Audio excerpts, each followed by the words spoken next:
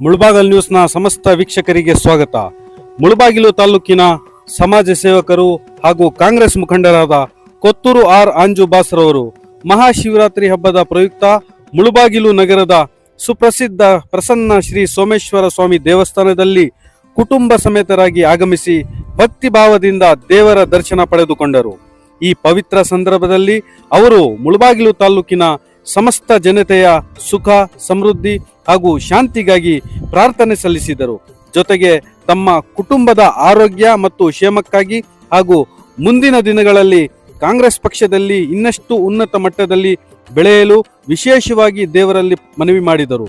ಕೋಲಾರ ಶಾಸಕರಾದ ಕೊತ್ತೂರು ಮಂಜುನಾಥ್ರವರ ಆಶೀರ್ವಾದದೊಂದಿಗೆ ಸಾರ್ವಜನಿಕ ಸೇವೆಯಲ್ಲಿ ಮತ್ತಷ್ಟು ಸಕ್ರಿಯರಾಗಲು ಸಂಕಲ್ಪ ವ್ಯಕ್ತಪಡಿಸಿದರು.